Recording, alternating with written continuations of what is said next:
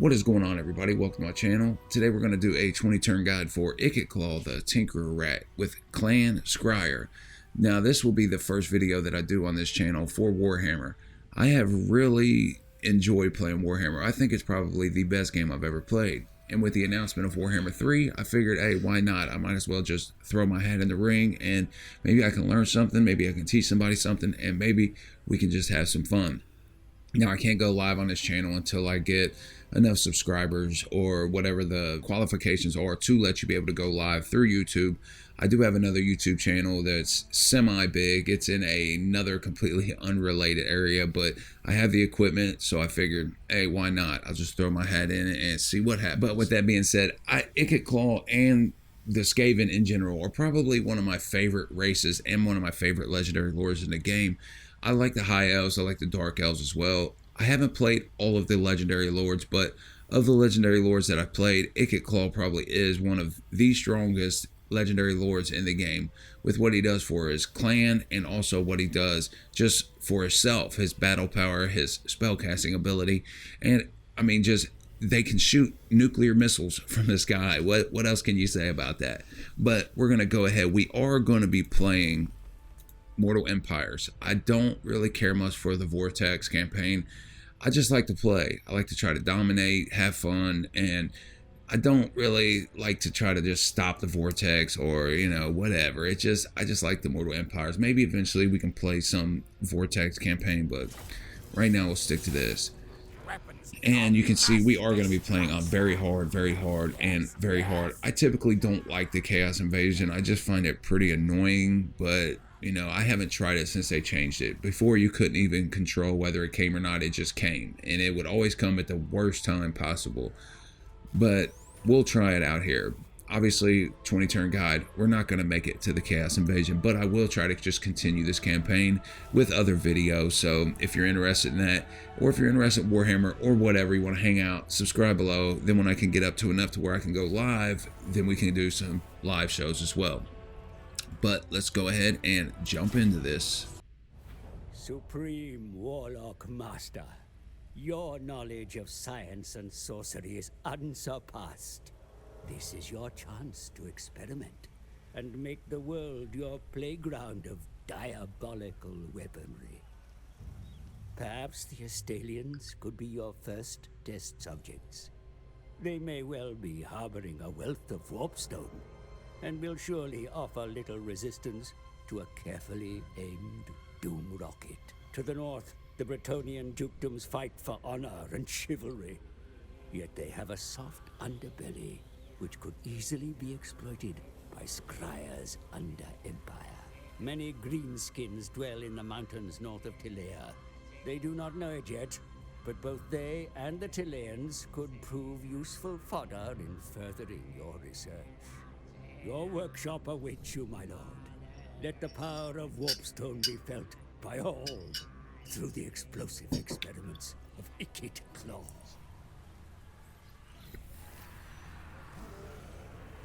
Okay, awesome. Now, Ikit, he supposedly has just come back from a tour where he's out trying to get warpstone, stealing secrets, and just causing mayhem around the Warhammer world.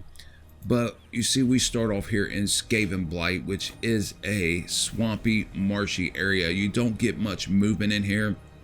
So typically when I'm going across, I'll try to use the underway, which you can access different stances here. But if you ever want to use the underway, you just click on that, but you have to have it be fresh movement. You can't have moved at all or done anything. It has to be fresh.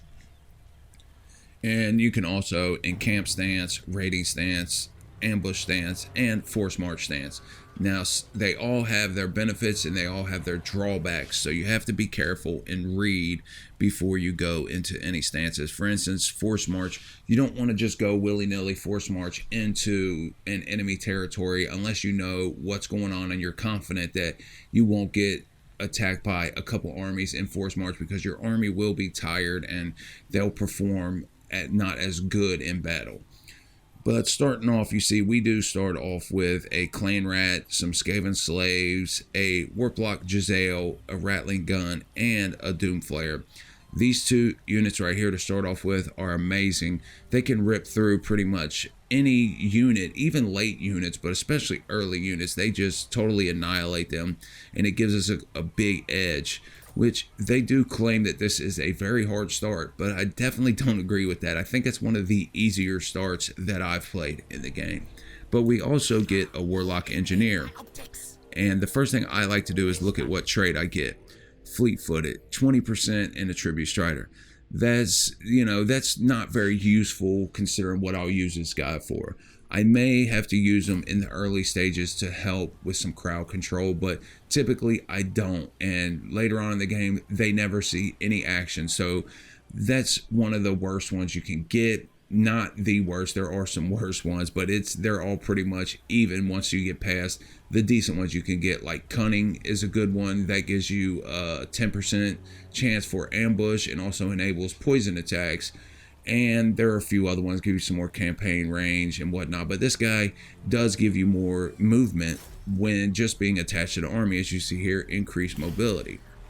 So I attach him to the army.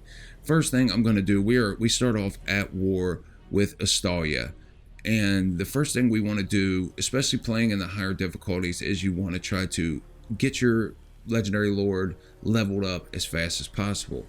Now there are a couple ways you can play this game. You could try to just play this game where you try to just go straight through and just see what happens. I like to play it as a game, and I'm going to try to beat the game, so it allows me to what they call attack this and sack this territory, and when I do, it gives me some experience for Ikit Claw and also for whatever heroes I have attached. So I want to try to sack this to start, and I'm going to continue to sack this settlement until I get high enough in level to where I'm comfortable to move on. Now, if you play in an easier campaign and you're, a decent player, you could just, you probably wouldn't have to do this. You may not even have to do it in a harder campaign, but it does help. And you can call it cheating, but the AI gets a lot of cheats when you get up harder in difficulty.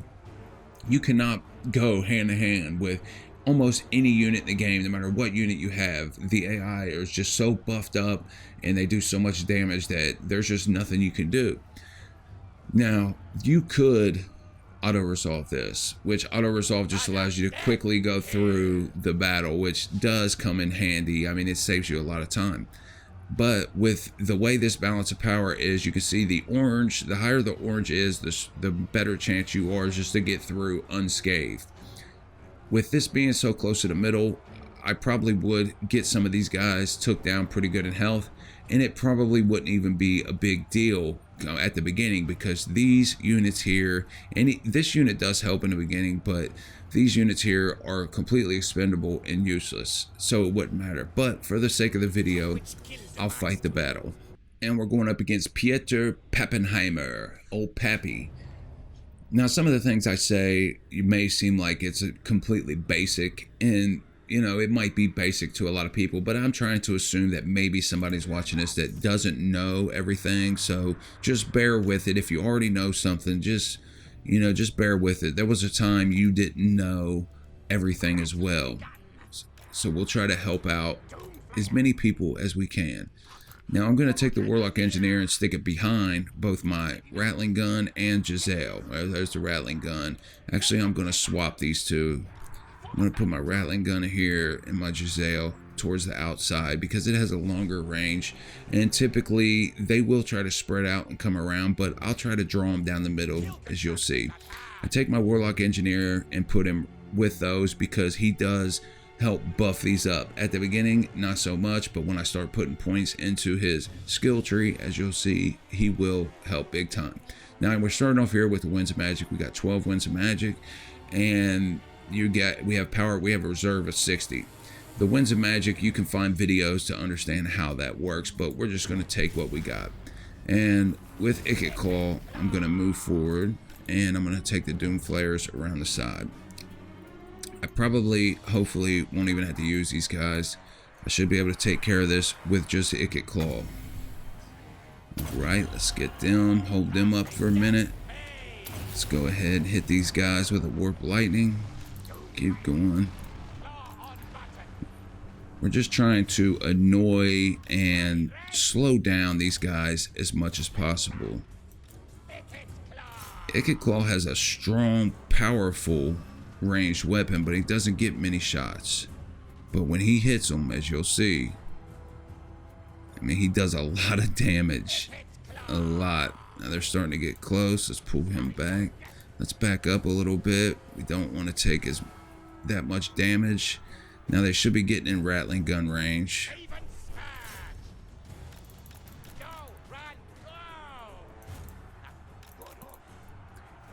If the rattling guns, there they go. Once they start firing, it's over with for these guys. And we'll hit these guys with a warp lightning. With our Giselles, let's continue to take them out. And here comes this guy. And let's pull our rattling guns up here so they can fire. And with Ikit Claw, we'll fire into the back of these guys.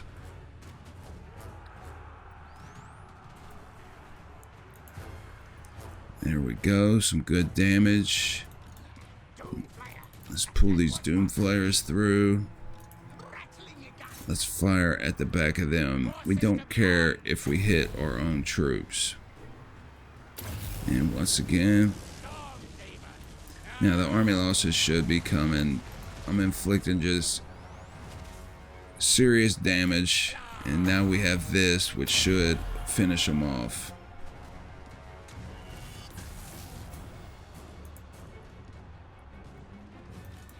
We'll pull back the Doom Flare. And there goes the army losses. Well, maybe not. We still got one guy here fighting on for dear life. But there he goes. He's wavering. Alright. Stop the rattling gun from firing. He can fire. We didn't lose any troops for our Doom Flares. Let's pull these back. And, I mean, we got through that battle largely unscathed. It took a little bit more damage than I would like with these guys, but, hey, it's not that big a deal. They will recover in the interim. Let's end this battle. We did get a decisive victory, which gives us more experience for Ikit Claw and for the Warlock Engineer. And our units will also gain experience as they fight more battles, which helps buff up their stats a little bit. Which the only two units that'll remain in this army when it's all said and done is this rattling gun and Giselle. The Doom Flare and the slaves will be gone. Well, the Warlock Engineer will remain, but unless I find a better one with a better trait that is just high level. But by the time that point comes, it won't make much of a difference. Okay, and as I said, we will sack this settlement. And we did get a warp fuel, as you can see here, which does increase our warp fuel that we have. You can see it says we changed. We got one positive this turn. And I'll show you what the warp fuel is used for. But first, we're going to retreat back to Skaven Blight territory, which we can tell we're going to be replenishing over the interim. And we'll also recruit a few units, which I like to recruit Skaven Slave Slingers. Now, we do have a commandment available in Skaven Blight. Typically, my favorite commandment that I like to use is food. Food is really important, particularly in the beginning, but through the whole game, definitely, it's very important. It allows you to bump settlements up to tier 5 right off the bat, and it, at first, the first time I played it, I didn't think it was good at all. I struggled with it, but the more you understand it, it is really an advantage if you know how to take advantage of it. Now, at the beginning, I want to get this as fast as possible to tier 3. Typically, you want to get it to tier 4, but with this has a special building, which is here. We've already built with level 1, which gives us access to some clan rats. But once we get this up to level 3, it'll give us access to our Giselles and our rattling guns, which are what we want. Now, typically, you can get tier 3 rattling guns, but you have to be tier 4 to get the Giselles, and you have to build this building, weapons dump, upgrade it to the weapon burrow, and ultimately upgrade it to the arsenal. But like I said, with Skaven Blight, we only need to get to level 3 to get those units, which are the units we need to finish off Ikit Claw's ultimate end doom stack. As it's called, a doom stack is just like a powerful army that you can build with a certain faction. Some other factions, you would build like a doom stack that would have a lot of like Sisters of Avalon archers or something like that. But with the Skaven, you do build a kind of balanced army with the weapons teams that you have, and which you'll see once we get to that point. But the commandment that I'm going to issue here is for growth to help me get to tier 3. And we have unassigned skill points. I like to start off getting Ikit Claws 2 points in Warp Lightning to make it cheaper and help him be able to cast it a lot faster. I don't so much care for it to be overcast. It takes longer to cool down. It does do more damage, but I'm not interested so much in damage as I am just an annoyance with that spell. Eventually we'll have some Plague Priests in here and they'll cast a Plague, and that will be where most of our damage comes from. With our spells, we'll hardly use Ikit Claw, Warp Lightning. We'll use the Plague Priest probably 95% of the time. Okay, and now what I like to do before the end of the first turn is I like to recruit a Lord. And I recruit a Warlock Master. And both of these aren't really great, but I think in the beginning what will be important for this army is some leadership will be pretty good, because Skaven slaves, they will break and they don't like to fight. So we want to try to give them as much leadership buff as possible. The reason I recruit a Warlock Master is because of this, the Forbidden Workshop. As you can see, this allows you to upgrade Doom Flares, Doom Wheels, weapon teams, and allows you to build Doom Rockets. To begin with, I like to upgrade this, and since we got an extra warp fuel that turn, we'll have the ability to upgrade this as well. And this gives us access to this unit card, which we will put with Ikit Claw so he can assign it to somebody next turn. Now, this gets upgraded by doing certain things. As you see here, in order for this to get past level 1, I need to kill 1,000 enemies, which you already see I'm up to 600. It doesn't take long. Ensure that the following building has been built: Warpstone Tractor Beam, and use a Doom Rocket in battle. The Warpstone Tractor Beam is the building that I was showing you earlier, which is this building, the special building in Skaven Blight. Once that's built, once I use a Doom Rocket in battle, this will upgrade to level 2. In order to get to level 3, however, you have to have a Warlock Master upgraded to level 15. So the faster I do that, the faster that'll get upgraded, the faster it'll give me access to some awesome upgrades to the weapons teams. This gives you pretty much unlimited ammunition for your rattling guns, which is one of the reasons Clan Skryre is so powerful. This right here gives you plus 15% armor piercing missile damage, gives you the ability Hawkish Precision. And you can see the rest of it. You can upgrade these. I don't typically use these, but I do like to put Ikit Claw on this, and you can upgrade Ikit Claw's stats when he's on this. Now the Doom Flare is a good one to put him on as well. It makes him a little bit harder to hit with missiles and stuff, but I feel like he's a lot stronger on the Doom Wheel, so I like the Doom Wheel, but you may like the Doom Flare yourself. And with that being said, we can go ahead and end turn 1. A lot of information.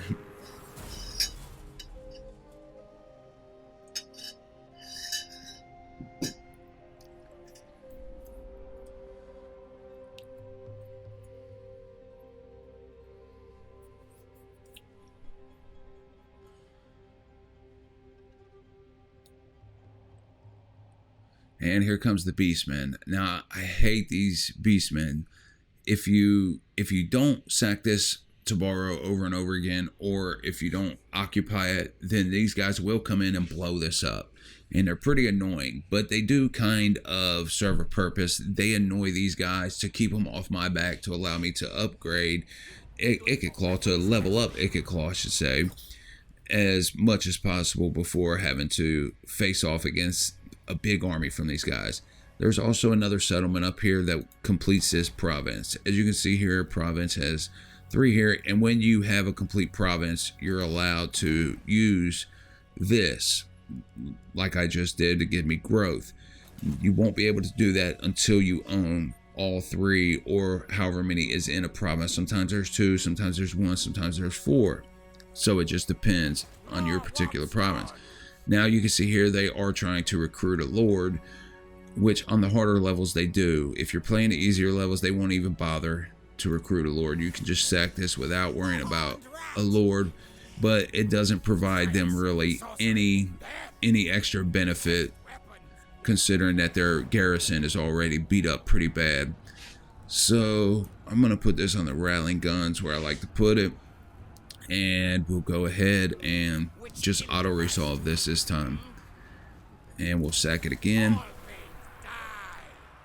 Now, because he was the other Warlock Master is backing up Ikit Claw, he doesn't get as much experience as Ikit Claw, because Ikit Claw was the attacker. So he does level up slower than Ikit Claw, but while we're leveling up Ikit Claw, we are bumping him up in level, which, like I said, is something we want to do. And Ikit Claw, I will recruit some more Skaven Slave Slingers. And also you can see it allows him to replenish, and I'll be back to pretty much full health next turn. And we can just leave him here. Machines and sorcery. And now we're able to research this, which will give us a local recruitment capacity of +1. And the reason we're allowed to research that now, because certain buildings unlock technologies, and building the growth building at first, which is the building I like to start with, because like I said, I want to try to grow this to level 3 ASAP.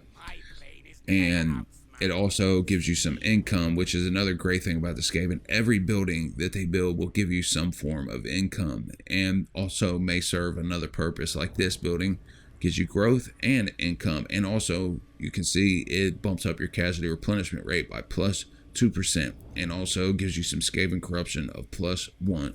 Skaven corruption is this right here, and there's different types of corruption, and that helps you and hurts other people. This will give you the ability to have menace blows, and also helps with your public order and whatnot. But if you're facing off against other corruption, chaos corruption, for example, then you'll suffer attrition when you're in a heavily chaos corrupted area. Same thing with vampiric corruption. But if you're playing the faction that gives those corruptions, then you won't suffer. It'll help you. So it works the same way with the Skaven, except the armies coming in don't suffer any type of attrition from Skaven corruption. You do from the other corruptions, however. And we'll do the unassigned skill points. We'll give Ikit Claw his 2nd point, Warp Lightning, and we'll bump him up. We'll get a little bit of missile strength for our missile units in our army. And we do have a right available, and you don't have to do this, but this does give you 3 food per turn, which is great. This doesn't make much of a difference right now because the units we're recruiting are so cheap, but eventually, like if you're recruiting more expensive units, that does help out. This also gives you +2 public order, but the big thing is it's going to give you +40 growth. So I'm going to go ahead and do that, which will help move this up to level 3 even faster. And that will stay active for, as we see up here, these are things that are happening for our faction at this time. As you can see, the number of armies we have, because we have extra army, it increases our supply lines, so it costs more money. And you can see here we have feast while you can. Skaven corruption increases in province public order, decrease maximum -5, but will provide additional uses of menace below. Public order public order. So that's just escape and corruption. Now, since our food is here, and you can see we have different levels of food. If you're down here, which you don't have any food or barely any food, your faction will suffer, your armies will suffer. So you don't want to be there, and if you do get there, you just want to get out of there as quickly as possible. And the more you move up, but if you're up here and you have plenty of food, then you can see we do get some nice added bonuses to our provinces and our settlements. So with that being said, that is about all we can do this turn. We'll move on to turn 3.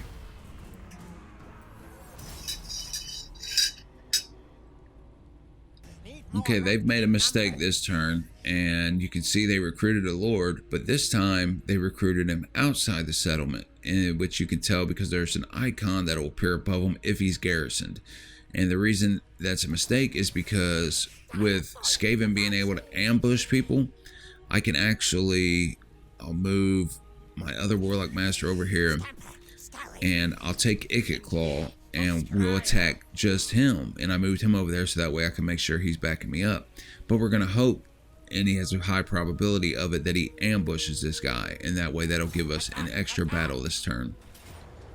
And you can see he didn't ambush. He missed the ambush chance. So I'm going to actually retreat and try it again. And this time he runs. Typically, it's not this hard. So unfortunately, I'm gonna have to attack this settlement first, because if for some reason when you get caught inside this area here, it just stops your whole movement until you sack the settlement. But that's fine. We'll auto resolve this. Decisive victory. Sack. Now he can't retreat anymore, and even if we don't ambush him, he's far enough outside of the range of the city to where we'll still get our extra battle this turn. And this time he ambushed him anyway. Now you could fight this, but since he retreated, he'll die anyway, so we'll just auto resolve it. And he's done. Now that gave us 2 battles this turn, which gave us in turn more experience. Now Ikit Claw just barely has enough movement to get back to Skaven Blight, which is great. And we will recruit 3 more slingers. And this time, which is probably what I should have did in turn 2, but it's not a huge deal, is I'll move him back here, and we should have enough movement to put him in raiding stance, which is going to give us some extra food, and you can see just a tiny bit extra gold. Unassigned skill points. Okay, this time, since Ikit Claw has both of those, I like to just go ahead and give me a little bit more campaign movement range. And you could shoot straight for lightning strike, which is pretty important and something you want to get pretty early. But with that being said, this campaign, you don't really need to get it right now. So you will have it fast, but I want to try to just protect Ikit Claw a little bit more. So I'm going to just give him this physical resistance 10%. And that helps him from when he's attacked. He'll take 10% less damage for each attack. Now, unassigned skill point for him, we have 1 point available, so we'll just add more to missile strength. Now, this is his first point, so we'll get him into warp lightning. And that's looking like that's about all we can do this turn. Next turn, this will be up to level 2. We'll have a little bit more options available to us. Let's go ahead and end this turn. Alright, our technology has been researched and we are up to level 2. Now, typically once you attack the lord they recruit once outside the settlement, they won't put them back outside the settlement. But sometimes they do put them back outside like they did here. So we're going to once again get an extra battle or 2 this turn. But before we go over there, let's go ahead and just upgrade this. I'm also going to build this building, which I'll show you why here shortly, but that's not a building that you typically have to worry about. Now this will provide public order, which is cool, and I do want to control public order in that province, but you could use your public order disadvantage to your advantage by farming revolts, which you can get experience by fighting those armies. But we don't have to worry about that because we got plenty of action going on with Astalia. And I also want this to unlock the technology, which we'll see this, and that gives me one food generated per turn. I think it's per turn. Yeah, I'm pretty sure it'll be one per turn, and also it'll give us a little bit more growth once we research that. But we're able to research this turn, and now we'll bring Ikit Claw down and we'll try once again to ambush this guy. And once again, he didn't work. Typically, it's pretty easy to ambush these guys. For some reason, I'm struggling right now. Probably because I'm doing a video. There we go. Ambush. Now, I'll just auto-resolve this. You could fight it and actually get 2 battles out of this. But you may be able to get 2 battles anyway. But no, yeah, he's still alive. Barely. So let's see if he retreats. Yeah, so he survived. With a single entity and you auto-resolve it, sometimes they'll survive like you've seen. If you're fighting an army and you auto-resolve it, typically all the time the army will be just destroyed. You won't get 2 fights out of it. If you fight an army hand to hand and they're not in march stance or anything like that, then they might survive another turn for you to get another battle out of it. So actually what we're going to do here is we'll go ahead and sack the settlement because he had moved once again far enough outside of the range to where he can't back them up. And we're going to move him here so he can be a part of this action. And we'll take Ikit Claw in, and once again, so there's 3 battles in 1 turn, and for each of those battles you get the same amount of experience, no matter, which is a thing I think they could improve probably, is maybe if you fight an army with 1 guy like that, you don't get as much experience as if you fought a really tough army, a full stack. And maybe, if they wanted to try to take away this ability to be able to sack these settlements over and over again, maybe just allow you to get less and less experience for doing that. And that'll, prevent you from doing it. But at the moment, since they're giving it, we're going to take advantage of it. Now, I do want to try to move Ikit Claw a little bit, but he doesn't have enough movement. So that's fine, because I want to put him in raiding stance because I'm done recruiting with Ikit Claw for now. 18 units is plenty. And now we're going to start getting him some units in his army. And you don't have to do this, but I like to recruit 2 of these guys because when you're playing in these harder difficulties, like I said, melee combat, you're gonna lose no matter what, but you at least will hold them a little bit longer with these guys, because if you fight, like for instance, sometimes this will revolt, and because the chaos corruption gets so high, it'll spawn a chaos army. Well, I made the mistake one time of going up here and a chaos army had spawned that was revolting against this, and I was in their range and they came over and attacked me, and I only had Skaven slaves and slingers, and I just couldn't do any damage whatsoever. So I've started recruiting 2 of those guys because they will at least be able to inflict a little bit of damage and be able to hold them a little bit longer just in case something like that happens again. But like I said, they are pretty expensive and you don't have to do that, because money is going to be tight starting off here. Now, once again, we're going to protect Ikit Claw a little more. This gives you 20% fire resistance and magic resistance. Now, we do have 1 more point, and we can go ahead and I'm going to just give him some more hit points. No malice detected. Now, this time he has 3, which is sweet. We'll just go ahead and add some more Well, actually, I want to do this. 1, 1, and then 1. And banning, he got 2 this time, which is sweet. I'll give him 1 more in warp lighting, and we'll give him his 10% campaign movement rage buff. Now, we are pretty much done with what we can do this turn. Now, here shortly, in the next 3 to 6 turns, there's going to be an army that they'll recruit a full stack that will either come through here, which they come through here typically a lot, or sometimes they'll just come right down here if they think they're just strong enough just to take you on. And they are going to be stronger than both of your armies here, but we can beat them. Well, in this turn. Now this time you see they finally learned their lesson. They put this guy inside the garrison, but it's not gonna, I mean, it's not like it's gonna make a difference. You know, if they were smart, they wouldn't even, I just wouldn't even recruit anything here. I would just build up something over here and then come down and either protect this for when I come that way or come down and try to beat me. Which they do eventually come down and try to beat me.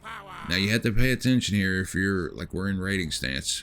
We'll end up, if we attack this, we'll come out of raiding stance anyway. But if you were to stay in raiding stance and say we're fighting something that was, you know, pretty tough, then we have to understand that our army is going to be winded, as you see here. Vigor in battle is winded, so we'll start off sluggish and slower and with less of an attack bonus if we remain in there, which isn't a big deal now because this is a nothing battle, but if it was a battle, then you may want to keep that in mind. And we'll kill old Gunter Van Priesthoff. We'll see you later, buddy. And because he was garrisoned, you know, we didn't have the ability to attack him separately, which I don't know if you understood, but I'll be a little more clear. So we'll go ahead and put Ikit back in raiding stance. We'll move him back to Skaven Blight. And we will recruit this time just slingers.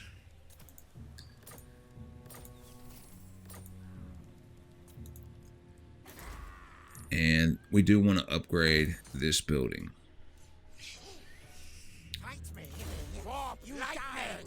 Now, this is really important. You want to get this. This is worthless. This is awesome. This, if you're casting, it gives you plus 50% armor piercing weapon damage and makes you unbreakable, which is decent. But this right here, every time you cast, it's going to allow you to restore hit points and give you plus 12 melee defense.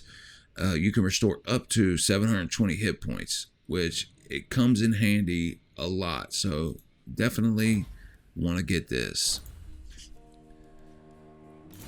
Who his boss is. And we have the ability now, since we researched this or put a point in this, to get over here, have access to this tree. And I want to just get 10% range. And it looks like we are done this turn now. We could go into the Forbidden Workshop and do something if you wanted to, and I actually am. I'm gonna go ahead. Well, yeah, I have enough. I want to do this. This gives you a 25% chance to build an extra Doom Rocket when you build a Doom Rocket, which in the end you'll have plenty of Doom Rockets, but at the beginning it's good to have a few on hand. So I'll just go ahead and just for the fun of it, you don't have to do that, and I'll build a Doom Rocket. And it didn't give me an extra one this time, but it gives you a 25% chance each time. And the reason I'll build a Doom Rocket is because I'm going to use one here really soon. And the reason I'm going to use it is to be able to upgrade this Forbidden Workshop when the time comes. And typically I wait. You'll see we'll use it over in this area. But let's go ahead, and this turn we've done all we can do. Alright, now you can see here it's issued us our first quest, and this is a quest that we have to move somebody to the following region. If we click on that region, it ends up over here. This is actually Astoria over here, and we will be moving somebody over there really soon, which is the reason why we're building this building. because we want to have the ability to recruit a chieftain hero, and we'll recruit 2 of them, and we'll send 1 of them over there to that area. Now we can see this time they did not recruit a lord, so they're either over here dealing with the beastmen, they don't want to mess with it, or they're about to come down through here with their army. But let's go ahead and we'll sack this one more time.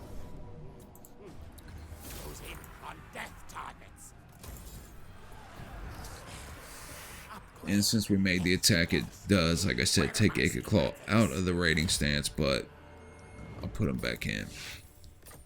It's going to give us, you can see, just a little bit of gold, but it gives us the food, which is the most important thing right now.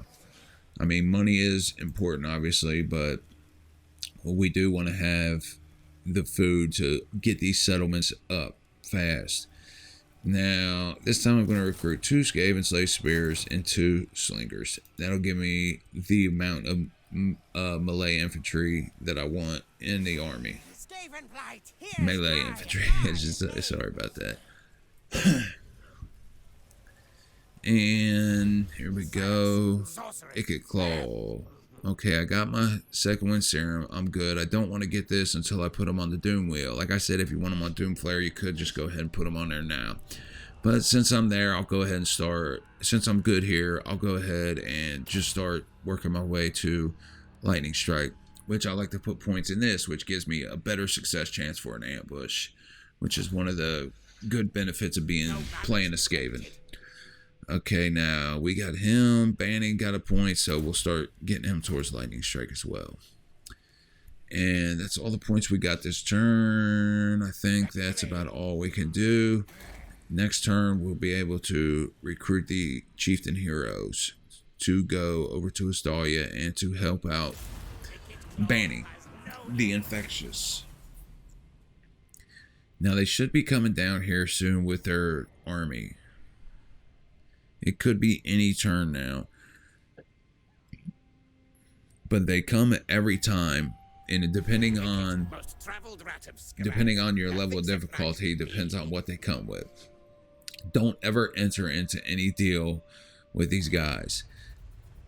These guys do nothing, but everybody around here already hates you, but they hate them guys even more than they hate you. And if you make an agreement with them, every one of these guys are going to really, really hate you and increase their chances of declaring war on you before you're ready to take them on.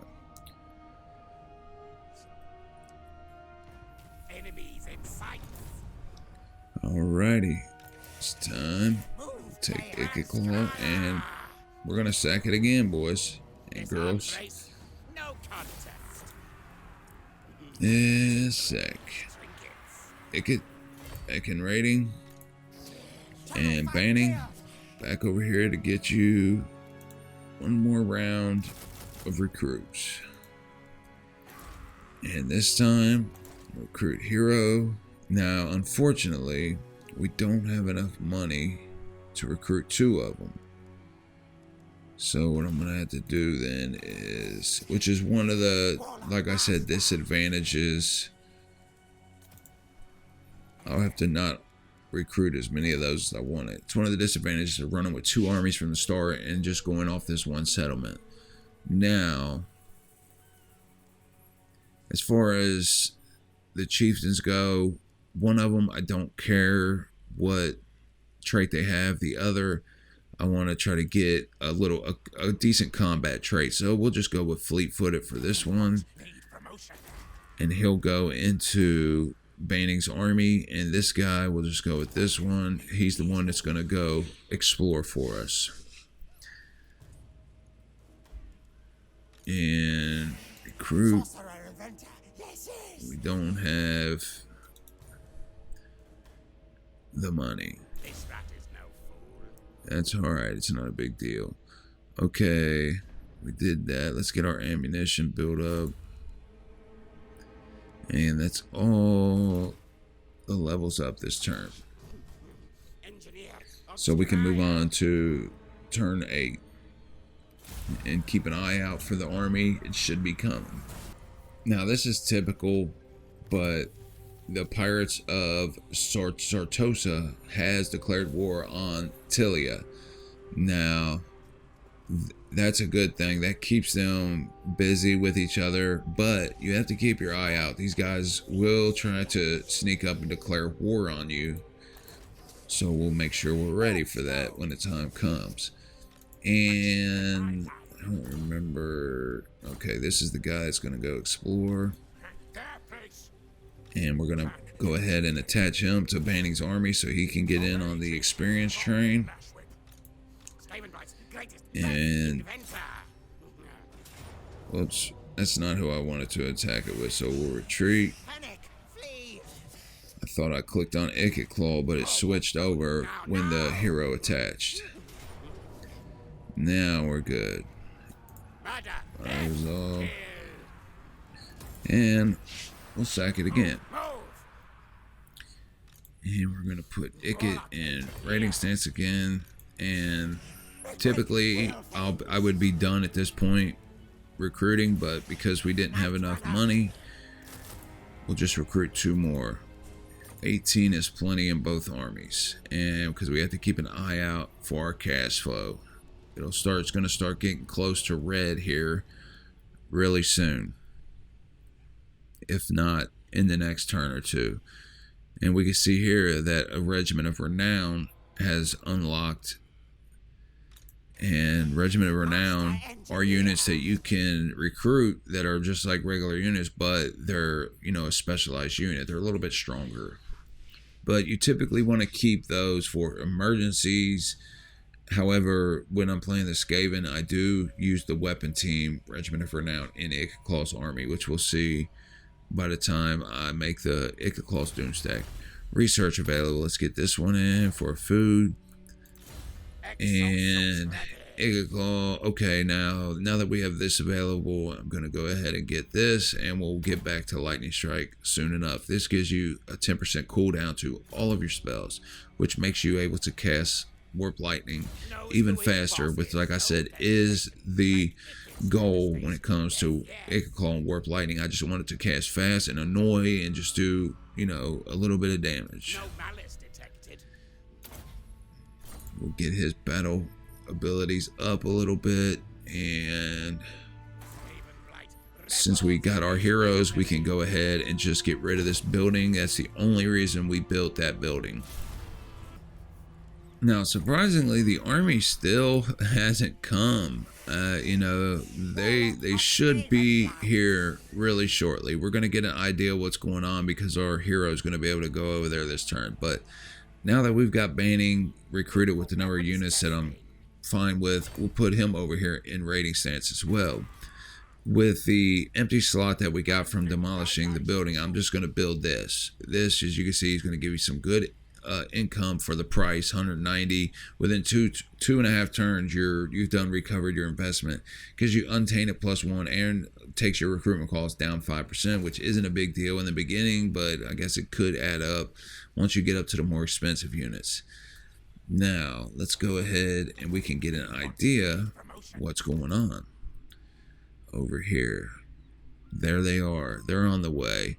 I knew it was getting close. So what they're going to do next turn, you can see they're in channeling stance now, which gives them some more winds of magic, which I don't know why they put themselves in that stance. They don't have a wizard this early in the game, but I don't know. It's just the AI.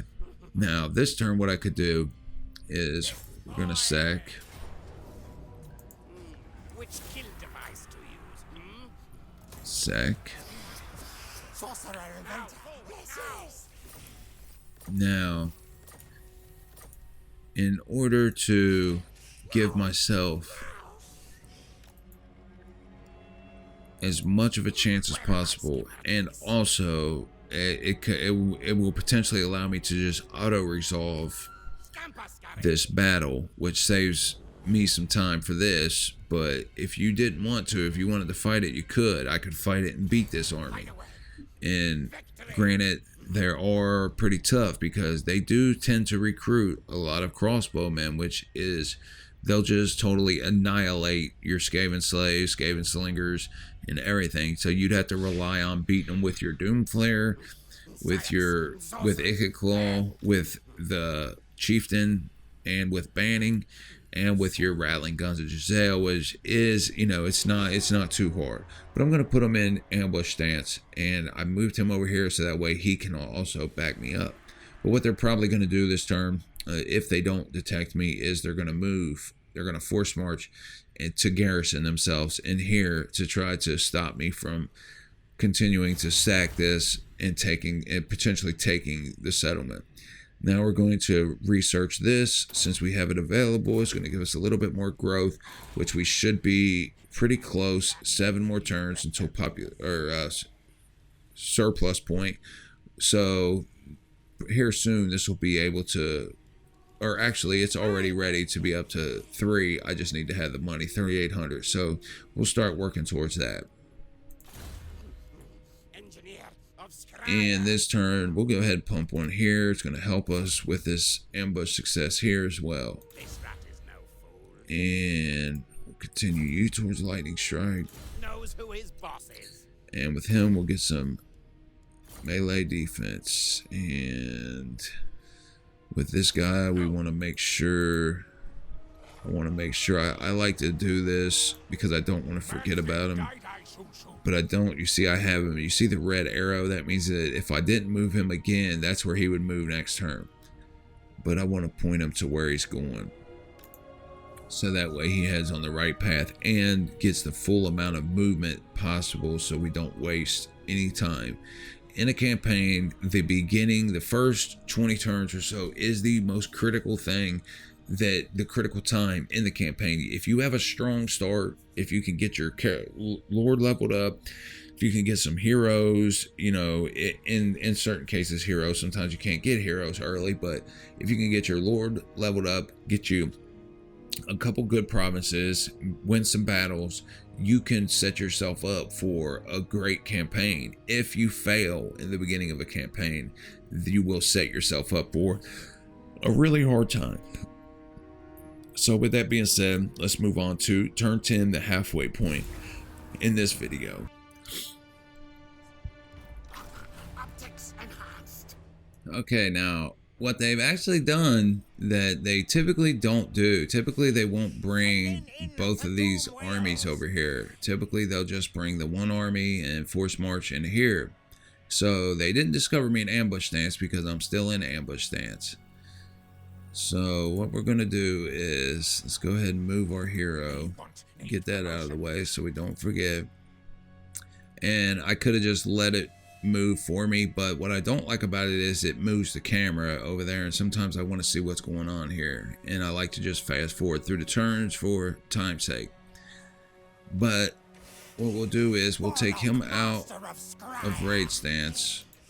We'll take Ikit Claw out of ambush stance. We'll go ahead and sack this. Now, it could be a good idea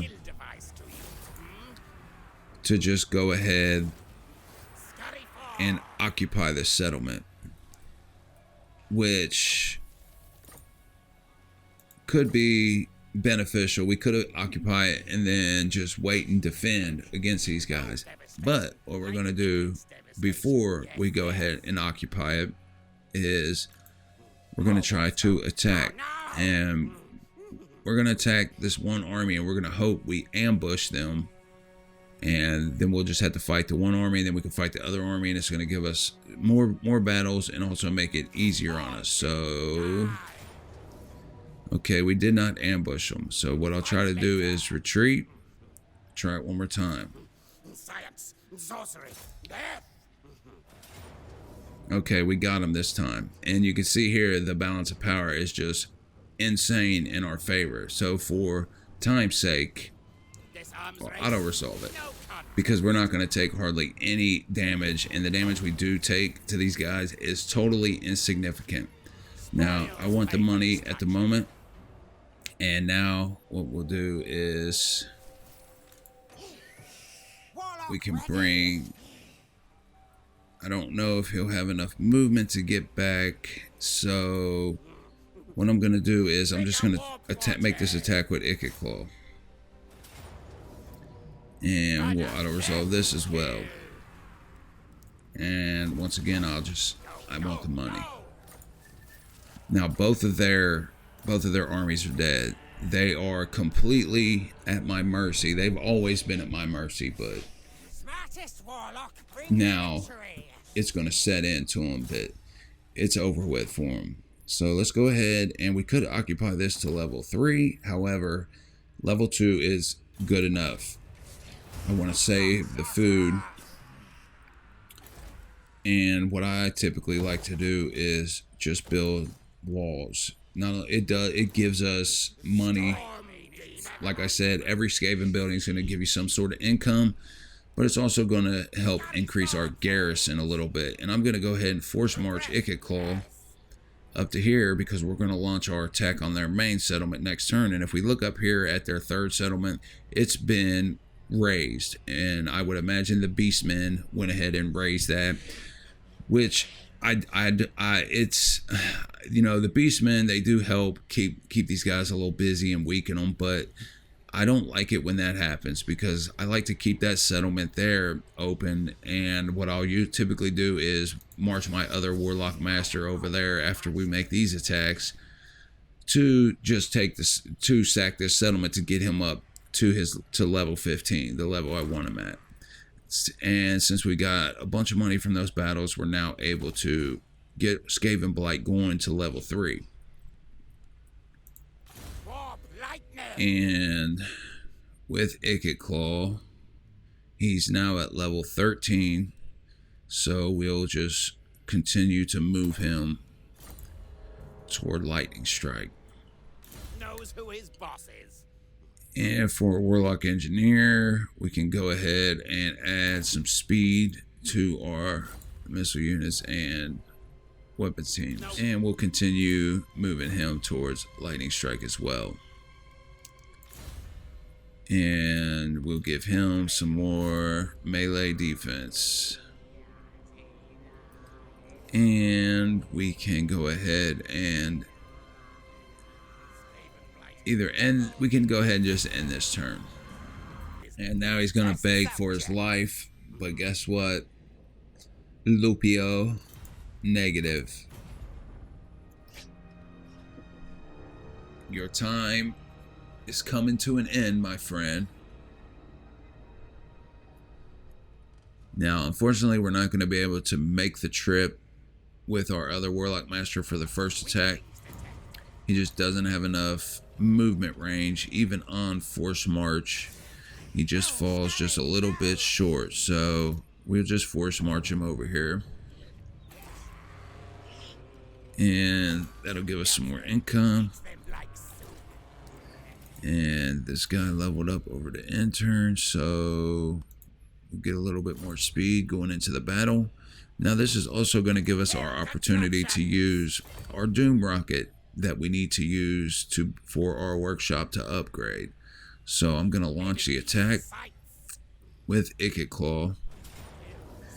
And you can see the balance of power is not in our favor particularly, and that's just simply because of the walls. Now, we don't even have a siege attacker. Typically, if you don't have a siege attacker, you can't launch the attack. You have to build something before you can launch the attack, which we could do, but because we have a Doom Rocket available, it automatically gives us siege attack. So what I'm going to do actually is order a few of these, which is going to take some of our food, which is okay because we'll get it back before we occupy this settlement. We want to at least occupy this settlement to level 4. We ideally want to get it to level 5, but to get it to level 5 it costs 120 food. As you can see, we don't even have that amount of capacity to hold 120 food. So we'll see what happens by the time we decide to occupy this settlement, but let's go ahead and we're going to fight this battle. There they go. They gave it up. Once you start pushing in, they know it's over. And that was a decisive victory. It's an easy victory. And now we'll continue. We got us another sack city for a little bit, because we want to get our food up enough to, like I said, minimum level 4. And we get a pretty penny. 6,000. Good little chunk. And more importantly, we're gonna get some experience for Ikit. We're gonna put him in raiding stance. Alright, we need to keep him on the move. And you see how I'm putting him down here. I want him to end up down here because I want him to meet Clan Pestilence, which is Lord Skryre, because I want to confederate Lord Skryre. And I want to try to get him before he dies, because they do not last long at all over there. All the lizard men, it's just is over there, and then there's another one over there, I can't remember, but and you have the Blessed Dread, then you have the Order of Lore Master. It's probably the worst starting position next to Emmerich in the game. Okay, I think we've pretty much got everything we need for this turn, so we'll end it, move on to turn 12. Okay, so you can see they've made the mistake of recruiting another lord outside of the settlement, so we will get an extra battle hopefully. Now here's the Dread Fleet. They probably like us to start with. See if we can't. They're not. We have to move a little bit more. Move him on through. And now we can see they like us because we're demolishing Astalia. With that being said, I'm gonna try to get a trade agreement only for the cash, and they're trying to get money. I'm not giving them no money. Okay, so we'll get one eventually, but even with a trade agreement, don't take anything else from them. No non-aggression packs, no nothing, because they don't care about it. If they get the chance, they're going to attack you anyway. But they're dealing with Kalidor, the High Elves, and they're going to be coming over here to fight the Lady Fae as well. So hopefully they just leave us alone. But don't trust them, and don't give them any deals, because that's another thing. Just like the Beastmen, even a trade agreement people's not going to like, but any type of other deals especially, they're not going to be, they're not going to like us even more than they already hate us. Alright, so we need to move him a little bit closer here. Hopefully we can ambush. Sweet. Throws off. And awesome, we're gonna get 3 battles, but first we need to sack this again. And sack. And now we can move him here and come in with the Ikit Claw for the attack. And we will resolve it. And we got 3 battles out of that. Now, what we're going to do is, we don't have enough movement range to get back into raiding stance, so I'll just move Ikit Claw back. But we're going to send him up here while we have some food and cash, and before we get done sacking this and whatnot, we're going to go ahead and just make this settlement, because sometimes the Dread Fleet will just go ahead and settle it, and sometimes Fae will come over here and settle it, but we don't want to give them the opportunity. We want to get it. We want to secure this province at some point. So Ikit Claw, we got 3 of them this time. So we got his lightning strike. We're good to go there. Now I do want to get him his doom wheel, obviously, and now that we have his doom wheel, I can go ahead and increase his missile strength and get his speed where I want it. Assign skill points. we finish up speed. We got this, and we can do this for now. Rat is no fool. And with him, we want to continue toward lightning strike, and we're 7 levels away from where we want him at. Protected. And we'll get him some melee attack.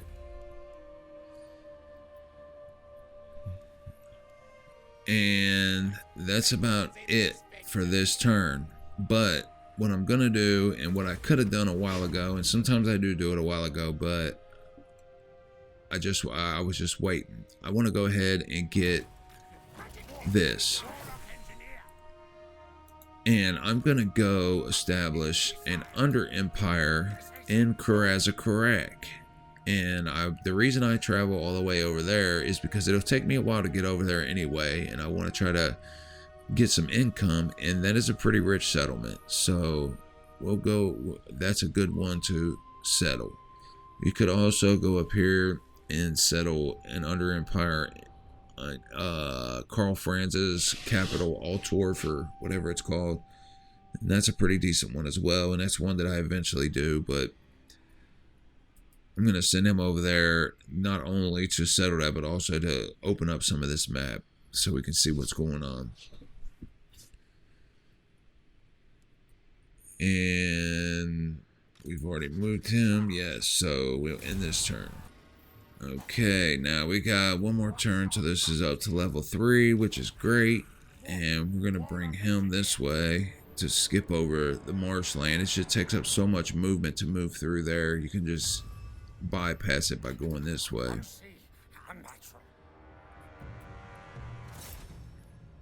And if you do that, it'll cancel any movement you got. That's why I do that. Now we got him. We want him to continue on close to over here. And we will take Ikit Claw. We can see that they finally learned their lesson and put their guy inside the garrison. So we'll go ahead and sack this once more. Which kill device to use, hmm? Travel now, now!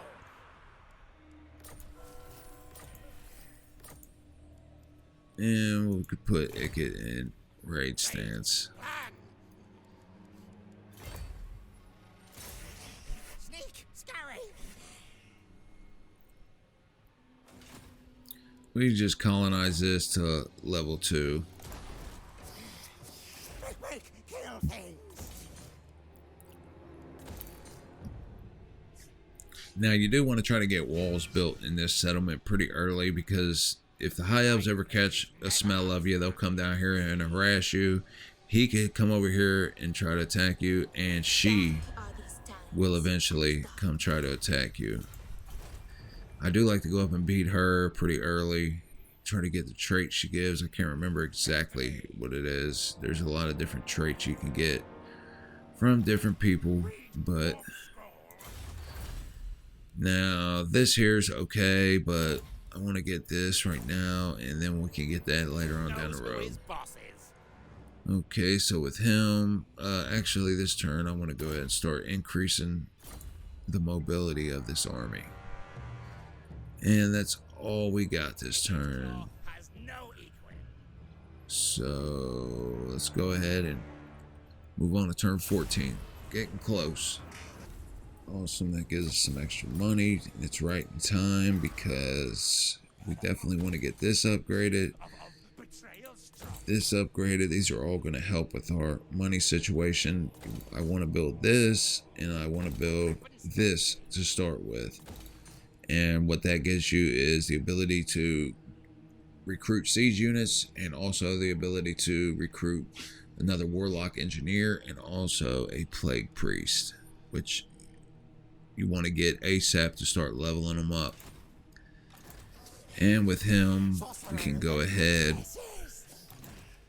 and I think we're okay to move back towards here so we can reunite with Ikit Claw, and we can try to get some experience.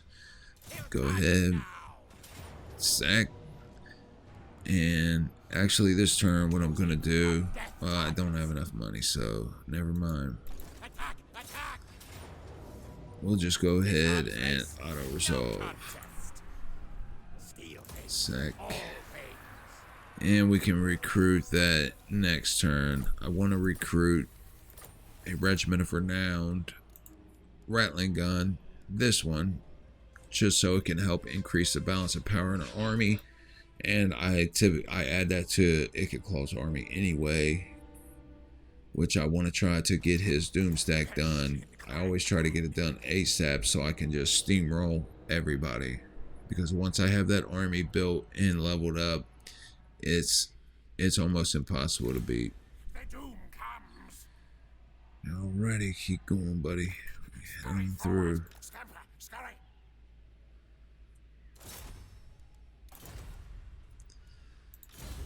Science, sorcery. And now with Ikit Claw, I do want to get this. So what we can do is go ahead, get that. This rat is no That increases the capacity for Warlock Engineers. And also will add loyalty to any other Warlock Masters that I decide to recruit in the future. And to him, but he doesn't need it. We can see he's completely loyal. That's a good thing about getting Warlock Masters, recruiting those lords instead of over the other lords, because I feel like that they're probably stronger than most, but not stronger than Plague Priests, and maybe not stronger than Warlords. But with the when you tack everything together, the loyalty and whatnot you have to worry about, it makes them pretty important to just get them to start with to save you some hassle. And I think that's going to be it for this turn, so we will go ahead and end this turn. Now we can see that this turn, luckily for us, they've had a revolt, and the revolt has decided to besiege the settlement. But what that does for us is it's going to give us another battle that we're going to fight, which is more experience, which is the whole point of all of this we're doing right now, is for experience and food. Now we will attack this army, and we could fight it, and you could get 2 battles out of it, but I'm not that pressed on it. And we'll get money. Not likely. Warlock engineer. And Ikit Claw now, we're watching our slaves. They're going to be going here soon. We'll continue siege, and I'm going to take Ikit Claw and recruit the rattling gun and the Giselle. I might as well. Those both go in my army anyway, even though it takes away a little bit of our income. We're not getting any income anyway at the moment. But this will increase our balance of power and allow us to take less casualties each auto-resolve. And sec, the Tinkerer needs treatments. The Tinkerer needs trinkets. Ikit Claw. He doesn't have enough to do anything as far as movement range. Ikit Claw we could put back in raid stance. Hero not moved. We'll start moving him down the coast. Actually, where we're going for our quest is actually like right around here. But like I said, I want to meet Pestilence as soon as possible before they start getting wiped out, which we should meet them in the next few turns. And typically I can confederate them within a few turns after meeting them, because they're in such bad shape by the time you get there that they're just begging you to save them. And typically, depending on how good they're doing, which in most cases they're not doing anything, I don't even try to hold on to their settlements over there. I will just abandon them immediately and disband any armies they have, and then I'll recruit Skryre later over here. But I have held it before if they were doing decent. There has been a couple times that they've had a few settlements over there. Okay, we did get 1 point at least, and we'll go ahead and get that. That's a big difference between the other brass orb and this one. It does a lot more damage. No malice detected. Okay, we can finish up increased mobility. And we also got to keep an eye on Ikit Claw and our Warlock Engineer's health. Knows who his boss is. And we're 1 away from Lightning Strike with banning. This rat is no fool. No malice detected. And that was him. He's filled up there. We'll go ahead and get his other tree opened.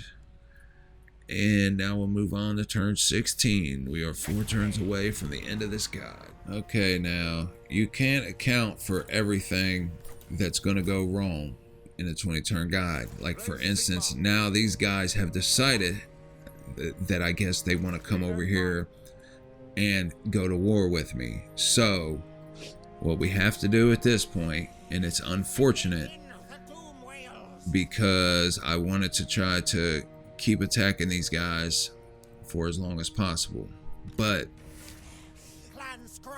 what we can do is we're gonna take Ikit Claw, we're gonna attack, we're gonna auto resolve, yes, we're gonna sack, and we're gonna go ahead and settle this to tier 4. Now let's see. The good thing about it now is if they besiege it, I don't know if they have any equipment or not to be able to attack straight up. But with this garrison, they're not going to beat me. I'm going to beat them.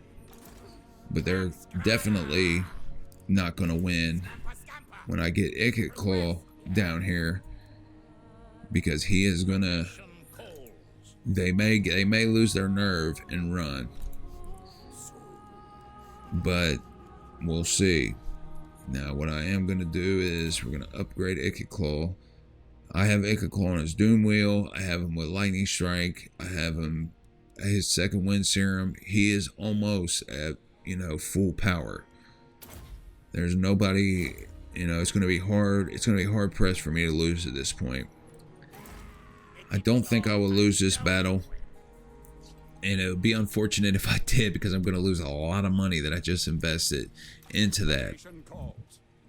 They don't even have any siege equipment. They can't even make the attack. They can't make the attack this turn to me. I have next turn, what I'll do is I have this. This is bad. This right here will put it on these guys.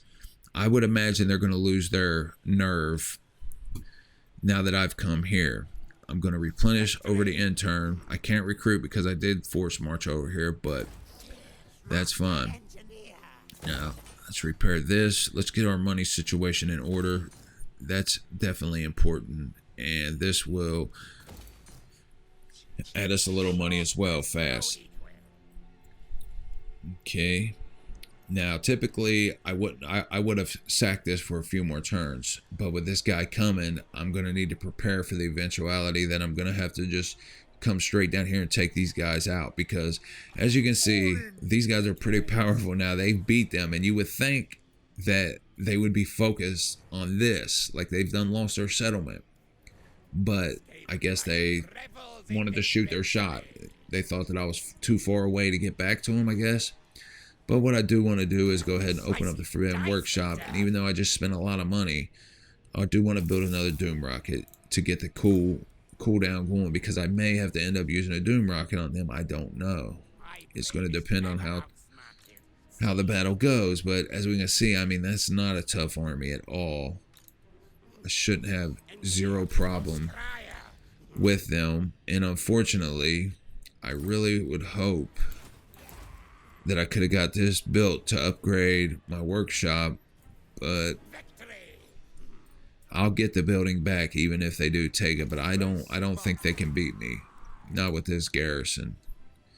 I mean, I got Gutter Rudder Slingers, poison wind glowadiers, 2 of them, a plague claw catapult, some clan rat Skryre, and a warlock engineer. So we'll see. Let's see, he upgraded. Now we should be getting close to meeting Pestilence. We're gonna land here, and he's right here, but sometimes we can catch them over here, one of their heroes or armies, or sometimes they've come over here, and it's looking like the Order of Loremaster is doing pretty good. Old Teclis. Typically, the Blessed Dread is in this area before Teclis.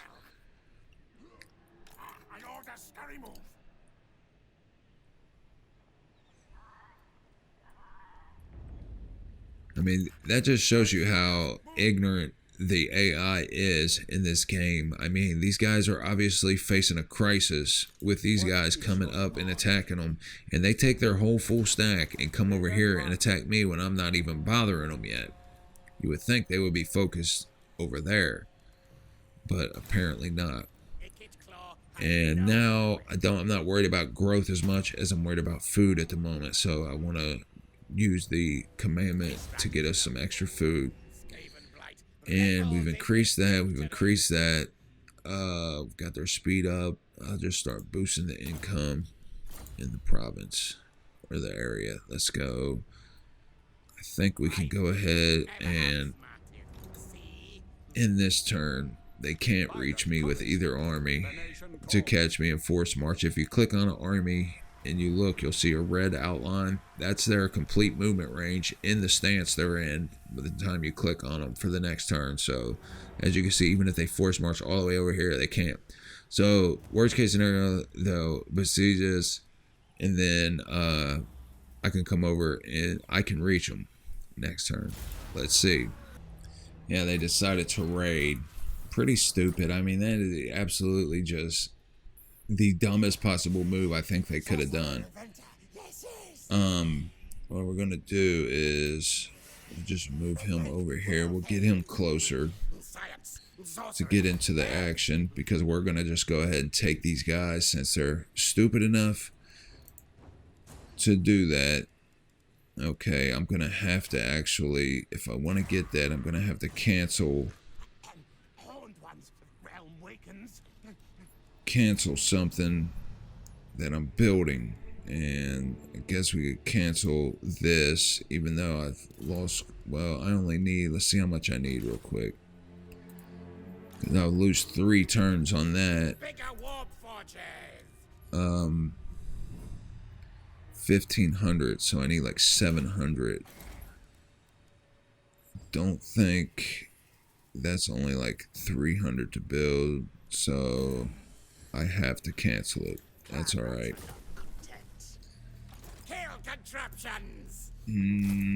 Yes, sir. But I definitely want to have that to up my chances. And let's do this. Yes, it is over. Just for fun. I refuse. All right then. Let's go down here. Ready to swordfish harm me on my ship and risk the wrath of my We'll get a little extra cash for doing this. Now we're talking. And they should have never messed with me. Hopefully we can ambush them. Sweet. And I'm not even pressed about losing anything. We can lose those Skaven slaves to save us some time, and we'll get some food. And now they've lost. They're losing their entire army, and they're gonna lose everything now, because I'm coming down here and taking this settlement. I'm gonna start sacking it actually, because it makes me mad that we lost this area. Okay, now we got to keep our eye here, because the AI, what they like to do is, you can see Dread Fleet's over here, but the AI, what they like to do is they'll come down here, and once they see, like, they'll bring one guy in to attack you, and because they know you're going to be over here, they'll just bring somebody else in for no reason, just to start just to start fucking with you. Even though like they're trying to deal with the Dread Fleet. And I also have to keep an eye on public order here. It's a little wishy-washy right now, but I could go ahead and build this to help. But I've only got 2 more slots, and I really want to build these 2, but we need money as well, so I'll just go ahead and do that. Now with Ikit Claw, I think I'm good. I would like to have had a Plague Claw catapult, but it's going to take 2 turns to recruit. And I would have liked to have had a few Plague Claw catapults. I don't want to really wait 2 turns. These guys are, with me just weakening these guys, I'd have to fight them instead of them. And he can't make it in time to recruit them. No devastation like Ikit's devastation. Yes. Decisions. Like I said, you can't, typically you don't have to worry about these guys. They're usually pretty passive. They're usually dealing with these guys. I mean, sometimes they'll come in, you know, and attack you, but not like this. I've never once seen them come up here to, well, I've seen them, I take that back. Very, very rarely do they come here. I've had them attack my army when I was bringing my army down through here, from here, just out of the blue, but I've never seen them come up to Skaven Blight and raid. Alright, so if I go into, I'm not gonna get anywhere. I'm gonna take a, let's do this. Let's just cancel this for now. And I'm just gonna take my time because I want to have minimum 2 Plague Claw catapults for now. And by the time he makes it over here, we can both launch the attack on these suckers. Let's go here, upgrade here. We can get our money situation. Once a couple more turns, we'll have more money. And food, we're doing okay, but we really need to get out of this. So 43 is 35%. We need to get to 41%, so we need a little bit more. All right, here we go. We can land this turn. And there's Blessed Dread. And I don't think, no, we haven't met Clan Pestilence yet. Once we get him over here too, we'll have some extra cash and we'll be able to also stop paying for him. He's got a couple more turns till he makes it though. Alright, let's come back over here and we'll keep an eye on what's going on here. My biggest fear is that they're now going to come up here and just wipe them out and I won't have enough time and I'll have to just go straight to war with them. Okay. Calidor didn't attack, and luckily there's a Dread Fleet right close to him, so they should be busy with that. Now, I really want to recruit a Plague Priest. And Confident is a pretty good trait. Not the best, but it's a good one, so we're going to recruit him because I want him to go in Ikit Claw's army because I want him to start getting some levels.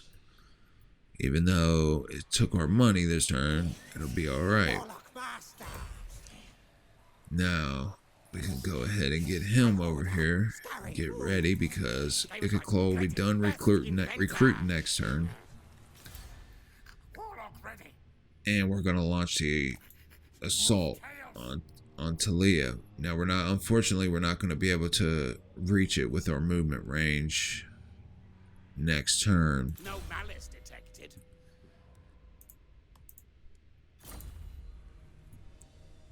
Knows who his boss is.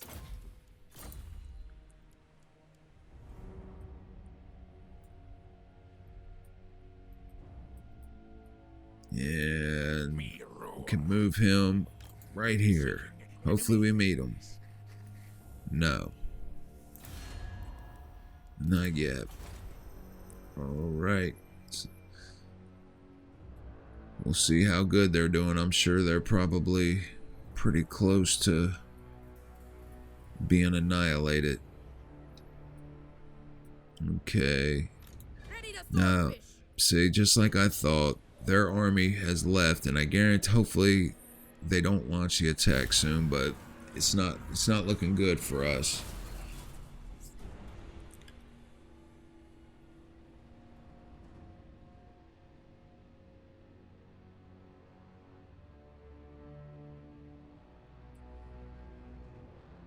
Ikit, most traveled rat of Skryre. Nothing surprises me. I knew they would trade eventually. Okay, see, they've besieged them. They're not gonna, I don't think they can hold off. They might be able to, but they may be weakened enough to where we can just go ahead and launch our assault on them, because we was going to assault them anyway. But I want this settlement. I want this province, definitely because of this pasture here, to get my food situation together. We can hope that they don't have the strength to beat them, and that they just weaken them, and then we can just walk in there and just steamroll.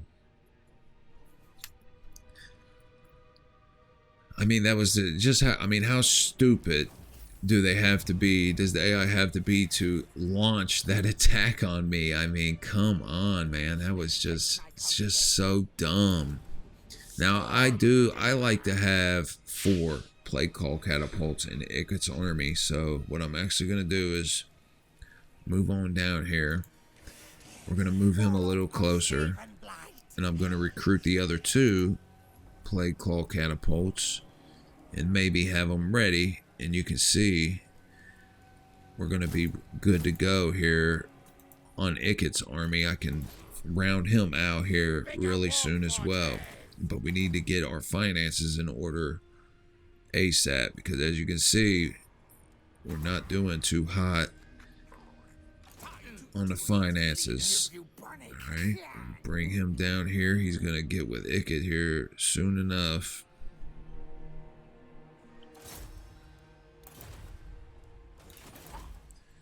Okay, now I do want to build, I guess I just could build, I want to get some money, so I'm gonna just build this because it's getting close. And that, and then this I'll wait because I want to build at least one of those buildings here. Now, here we're gonna face an issue.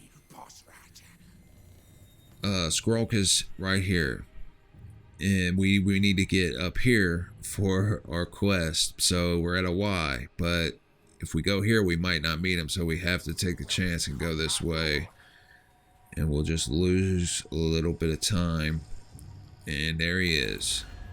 So now we got him. Let's see how good he's doing. Strength rank 55, not bad, but as you can see, he's down to 1 settlement already, and so we have to move fast.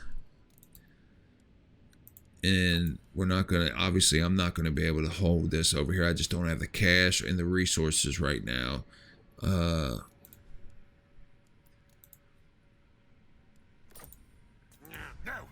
Alright, I'll just join war for free then, just to bump our relations up. And I don't think I have enough money to offer him. Yes, I do. I'm gonna just spend the money. Now, I should be able to confederate him in a few turns. Hopefully he can hold on,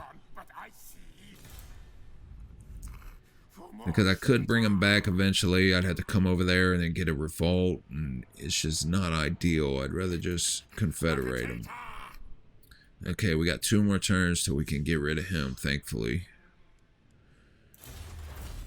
And here, I could just do that. Okay, Now, next turn will be turn 20. What do we have enough money for here? I guess we have enough money to build a growth building, but let's go ahead and end turn. Now, I did do the trade agreement, but like I said, I'm not going to do any other agreement with him because it doesn't make a difference. It's just going to make other people hate me more, and he'll just attack me if he wants anyway with 0 penalties, 0 anything. You're the only one who suffers from those penalties. Okay, are they going to launch the attack this turn? And if so, are they going to win? Can Tilia hold them off? I mean, how stupid do they feel right now? Yeah, let's go up here and bother these guys while these guys are about to come wreck us. They just lost their whole army for no reason. They didn't have to. Could have went down there and tried to get their property back. Okay, they didn't launch the attack. They're going to try to hold on for what? I don't know. But Enemies in sight. we can disband. I guess this. Engineer And bring Skryre. him in to Ikit Claw. More magic. Yes, yes. Alright. Now, Ikit, what I'm actually going to do is Tails lower for Lord 50%. So I'm just going to go, just put him, even though I won't get any money, I will get some food for being in raid stance. So just put him in raid stance because there's nothing I can do anyway at the moment here. I mean, that's a horrible army. They possibly would lose that battle. And even if they don't lose, I can smash that army. Infamous. So we'll wait on that. Run, Skryre, and hide. And him, we're going to start moving up here so he can get Me. Go. to where he's got to go. And we will do some more diplomacy. Bring me tribute gifts. Let's see here. Even though we can't really afford it, I really want to confederate him. Clan pestilence serve you.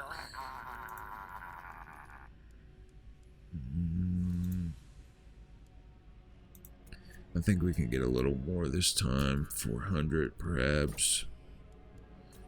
Yes. Yep.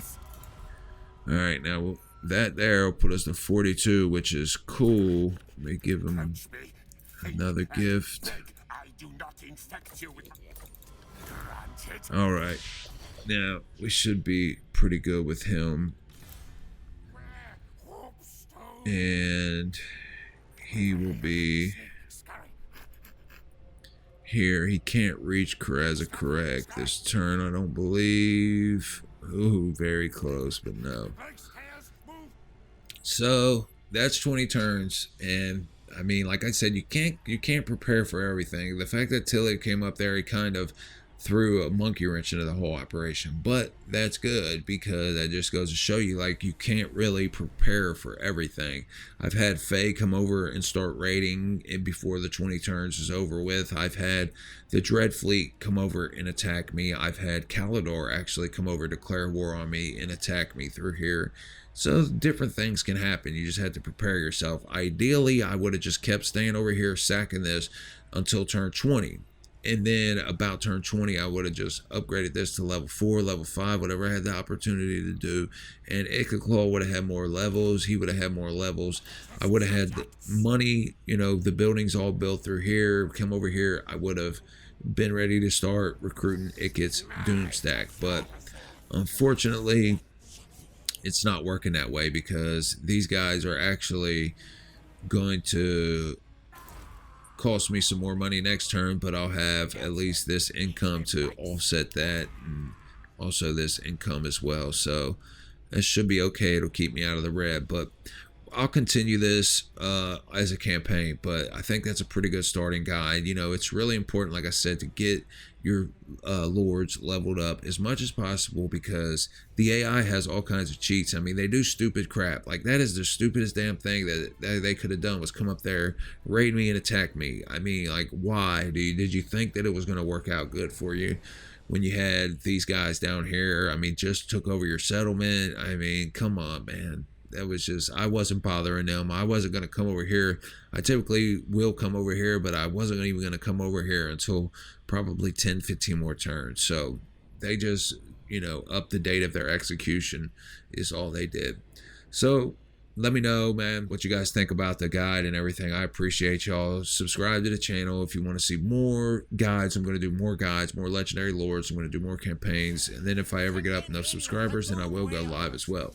I appreciate y'all. Take it easy.